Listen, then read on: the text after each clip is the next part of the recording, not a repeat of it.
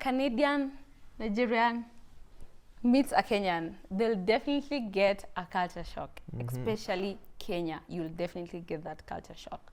So my husband is born but raised in Canada. So his way of life is actually different from African. Is more of whitish, like white people's behavior. Yeah, I'll say it's a hybrid.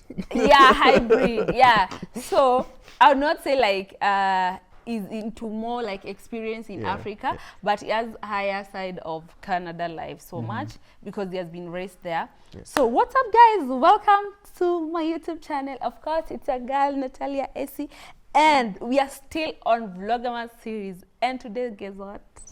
I'm here with you. You asked for him. Here he is.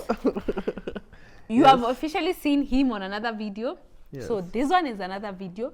We are answering what you guys requested. Most of you requested that you want to know the type of culture shock that you got the first time you came to Kenya. That is 2023, the first time you came, right? Yeah, that was up the first to time. right now, right? Yeah. So you're going to explain it to us.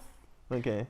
What, like, okay, So, your first experience or your shocks when you go to Kenya? Yeah, The first so- one, actually, maybe at the airport or where?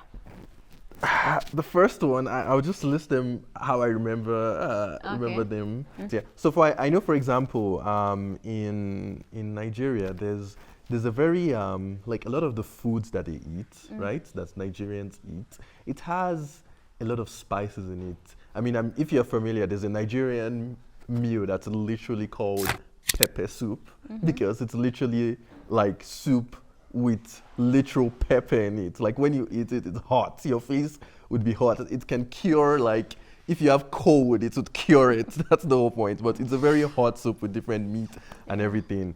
But I don't think in Kenya, like you guys have that equivalent. Like you're not that, at least that was something that, I was looking for that I never got to see. I don't think in Kenya you guys have like that equivalent pepper soup kind of meal. Our food doesn't have pepper, but we have the normal pilipili. We call it pilipili, the one that it's like raw, you unplug it from its tree, you eat it like that. But naturally, Kenyans don't eat spicy food. Yeah, that was like Nigerians. In Nigeria, you guys spice rice as pepper. Everything, literally, it's just pepper. powder that does not have pepper. Yeah. So I thought, literally, you guys spice up everything, like literally everything. Yeah, exactly. Because even some bread, I think it has pepper. Some of breads. Yeah, there's different. Yeah, some of bread. Exactly. Yeah, so that was one call because I was thinking that in a lot of African cultures, they have in a lot of African cultures, they eat a lot of spices, but it's not actually. It's not homogeneous throughout the continent, right? In some parts, they have spices, and at least in Kenya, I don't think your spice level is as high as in Nigeria. But you've tasted? Have you tasted pepper soup? Yeah, but I've not. You've seen me taste it. Yeah, but you refused. guys train when you guys are like kids, like AJ. When like 6 months, like your sister's kid, like. You start like when you are young, like 1 year, you already know the spicy food. So it's not like us when you're like adult is when they try to introduce the spicy food, which is your taste buds can't take it. Exactly. Yeah. So you have to start eating that spicy food from an early start. Otherwise, when you grow up, you would this thing. What else? So I think maybe another maybe once again comparing to Nigeria again, this might trigger some Nigerians, but I think maybe one of the differences that I remember. So in Nigeria, there was something called Up Nepa. So basically, that's because in Nigeria there's no at least the parts, most of Nigeria, when I was there was no electricity for like 90% of the time, right? But I think coming to Kenya and just realizing that, oh wait, people don't use generators. And fans. Yeah, and fans and AC. So like, for example, in Nigeria, once it's like 5, 6 o'clock, you're just going to be hearing in wherever you live, because everyone turns on their generator. Like people have different types of generators. Some of them are quiet. Some of them, the ground will be shaking as it's moving on. You'll see like the smoke and everything, right? And that's how people, because in the night it's dark, and that's what people have to do to get electricity to watch their movies and do this thing. But in Kenya, like there's actually, I mean, I know it's definitely not the whole of Kenya, at least in Nairobi anyways.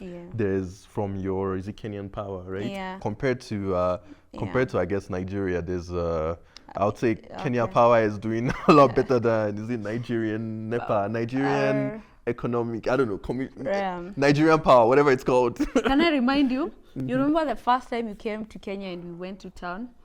Tayo tried to take a selfie in the middle of town. It was like this. He wants to take a selfie in town.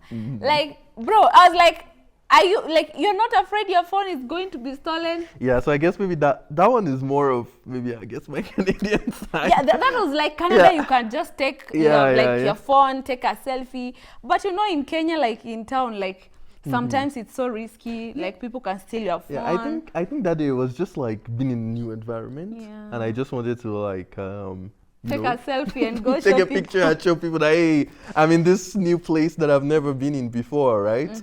So it was just about that, and I just like, oh sure, let me take a picture, right? But yeah, no, I know people can like snatch your phones and all that stuff, but maybe in Kenya, maybe it's more prominent. I'm not sure. So far, no one has snatched my phone. Okay, yeah, let's go back to food. I've forgotten this question to ask.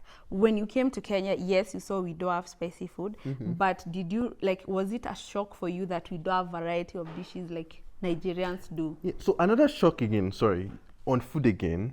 So again, comparing to Nigeria, in Nigeria we eat, or at least meat, a lot of kind of meat. There's bush meat, there's rabbit, snails. There's snail. There's you can even see like flying squirrels. There's like all kinds of like variety of meat. People, and we call it bush meat because the whole concept is the hunters, they go to the bush and they just like take any animal. So sometimes you don't even know what you're eating. It's just called bush meat, right? Yeah. But like I think in Kenya, like I think you guys are not that what do you call it? Most people don't eat snails. Yeah, maybe you don't explore that much Our meat. food It's more, dishes are like small. We don't have a lot of variety. Yeah. It's more. I would say it's more like there's a more Indian and Arabic influence, like chapati, for example, right? It's equivalent to naan bread, which is Indian. So there's a lot more Indian and Arabic influence, in like maybe it's just East Africa or Kenyan food, anyways, as opposed. And our tea. Yeah, and your tea too as well was kind of at least the way you guys make it, it's a little bit different than maybe what I'm like more used to as well. Because for him, when he takes tea that has like a lot of milk, he tried like to vomit it. Yeah. So but I think that one is also like my own like irritation, because sometimes when I take like a lot of milk, I don't know, my throat reacts to milk. Yeah. But there was a lot of like food shock and. But tea is a big deal in Kenya. Yeah, apparently. Yeah. Compared to Canada and Nigeria. Yeah.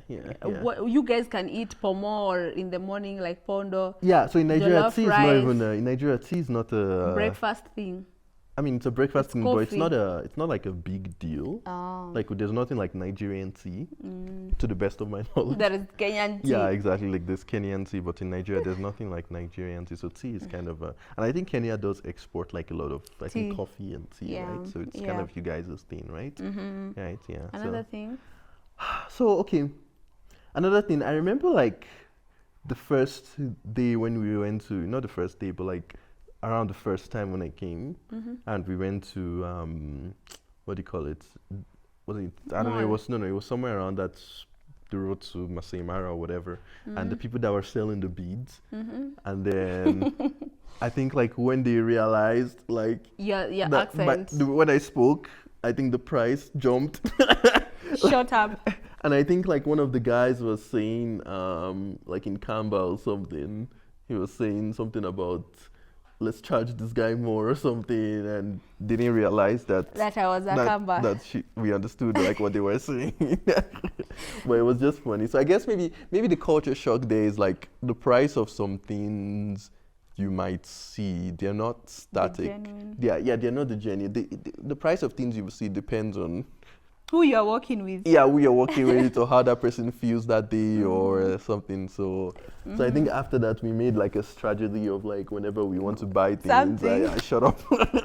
I talk. When we go somewhere, I talk, we bargain. Then from there, you can talk as much as you want, because I realized as much as we are going somewhere outside to buy something, some people just hike the price, and yet I'm with him. Like they think he's like a tourist or Like he has never been here, so most of the time they hike the price. Exactly. I think that's another culture shock, because maybe in Canada for you it's not. Yeah, I mean, there's no even bargaining, right? You go to Yeah. a store, like, you know, like when you go to the store, the prices are there. If you don't even know who to bargain with, because Yeah. everyone is just like following instructions, right? Yeah. But as opposed to maybe in Kenya, where, you know, the person selling it to you is like the owner of the shop and you can bargain. I mean, maybe in Canada you can find that, but not like very often. Yeah. So that was another culture shock. I think, When we went to mall. oh yes, there's another big one is in the mall. So whenever literally I'll say all Everywhere. malls that I've seen, whether it's Village Market or wherever, all malls that I've seen in Nairobi, whenever you're entering, there's always Security. yes, there's always security. There's always they always scan you with the beep beep. Well, I mean, I don't even know what they're scanning, to be honest. It beeps and you just still pass, right? But that was interesting that just like in a family casual mall, we have like sort of like you're going into an airport or something, right? Like they Yeah. kind of like scan you. I don't know what the reason for that is, but there's probably like some reason. But for example, in Canada, that doesn't happen. When I was in Nigeria, so that also isn't there. Maybe it is now, and I don't know. But it's interesting, just like the security culture. But one thing is like, do you think they actually like? How much do you think they check? Like, do you think it's effective? I actually I don't have an answer about that, but like it's different, you know. We are in different countries, you know. We are like in the third world countries, not like in Canada. So definitely it's normal, but for you maybe it was a shock. For me it's normal. Yeah. Okay. For me, for you it's allowed. Yeah, but I think it's not even about like, you know, third world and all. But anyways, yeah, that was the other I guess culture shock. What about the matatus? Oh yes. Them, the roads, like Yes. So your matatus are another culture shock would be the matatus as well. yeah. I think it's interesting, some of their design and, you know, just the general Music. the general music and, you know, just like they're driving what word can I use? They're driving etiquettes. Like they don't follow the proper rules sometimes, right? They just like park and, you know, or also like people just like randomly crossing the road, which I've become an expert in now. You know, you go to CBD, you just like pew, pew, pew, pew, pew, pew. You have to be like super fast and, you know, the cars are really close to you and all that. So that's not something that, you know, I was used to. Yeah. But I think I'm an expert. Sometimes actually when I'm even crossing, I hold you because you're afraid. Yeah. But I'm like, I know this is my street. No, you're lying.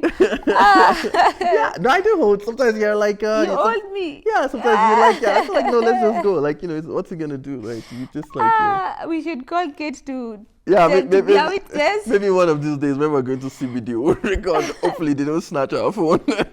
Wow. Yeah. So but that was another culture shock, and, you know, And our also language. one another interesting thing as well would just be the I guess mixture of you know, just like I'll say Swahili. Actually, before I came, one of the things I didn't realize is like Swahili is actually like in Africa. Swahili is the most spoken language, except for I guess English. But Swahili is actually the most spoken because Kenya, Tanzania, does Uganda speak Swahili? No. Okay, so Kenya, Tanzania, what are It's countries? Kenya and Tanzania. Okay, but anyways, yeah, Swahili is actually the most spoken language. Before I thought it was maybe like Yoruba or something, but no, it's not. It's actually Our national language. yeah. So it's actually like Swahili that's the most spoken language in Africa. So it's a fun fact, maybe. Yeah. maybe Did a you find culture it shock. weird? Sometimes you go to places, some people are like talking to you in Swahili and they're like, pardon, what did you say? And also it's hard for them to communicate to you, to translate whatever they want. I would say I found it weird. I think it's kind of expected. Okay. You know, maybe what I didn't think about was like how, like, here people actually speak Swahili, right? It's like some places like you go and maybe they speak French and English, but everyone there kind of like if you speak English, everyone like just defaults to it. But maybe in Kenya, the first language is actually like Swahili. Maybe before I came, I would have thought that maybe it's like in Nigeria, for example, or at least the parts that I stayed in Nigeria, it's still like very English oriented. And then if you wanted to speak Yoruba, people would speak Yoruba. But as opposed to here that by default, when you go outside, it's Swahili people are speaking. And, they mix it up with English and all that stuff. So in our cars, when you came here, the cars? Our cars are not the same like Canada. Yeah. Were They're all small, the left, right. How we drive, right? You guys drive left? So I did Google the left drive, that direction. I think maybe what shocked me more about the cars is more of their size. I think there's a lot of really tiny cars here, and it's just interesting, just seeing them move around. I think the Uber, our Ubers are tiny. Yeah. I think the influence is from there's a lot of Japanese cars, and Japanese people too use small cars, and maybe you guys import because they also drive on the left. One of the few countries that drive on the right. Sorry. But yeah, the size of the cars. Actually, what's interesting is that when we order a boat and we order the big size of boat, and then the car comes, I'm scratching my head. I'm like, is this the bigger one? Is this the big size, or I don't even know if we got scammed or something, right? Yeah. But it's just I think in Kenya you guys have very small. Even when we wanted to buy a car, for me, I think I was interested in a small car. You are interested in a big car. Okay. Yeah. Okay. I guess, yeah. Yeah. If that's how you remember it. Yeah, for me when I remember it. But also you influenced me when we saw that car. Yeah. It was so big and nice. Yeah. No, I did for us. When we went to that, at first we were going for a showroom to look at cars. It was never our idea to buy actually that car at that time. Yeah. But I think the car is fitting. But yeah, in Kenya on tradition, I think you guys have smaller vehicles. Well, compared to say US or whatever, your cars are more Japanese, small cars, and that's how Japan is. And I think normal. you guys import a lot of cars from there. So So those are some of the shocking things. That shocked. Yeah, I'm sure there's a few more, but those are the ones that come to my mind or our minds immediately. Yeah, I'll say the partying culture here too is it's pretty lit. Was it a shock? Maybe less. Yeah, I won't say maybe that. That one isn't really a shock. That one is just more of an experience, right? Yeah. But it can be a shock, babe. You're oh, people in Africa party this. Oh no, I knew. People almost people can party from Monday to Sunday. Yeah. No, I knew. Compared to Canada. Yeah. So compared to maybe Canada, but I did know for example in Nigeria, right? Yeah. There's the whole concept of dirty December, right? Right. So yeah. So I think it's more of an experience, but yeah, that's the main things that come to my mind right now. Maybe the roads weren't really a culture shock too, because I knew some roads. Actually, the roads were an inverse culture shock because compared to, again, my memory of Nigeria, you guys actually have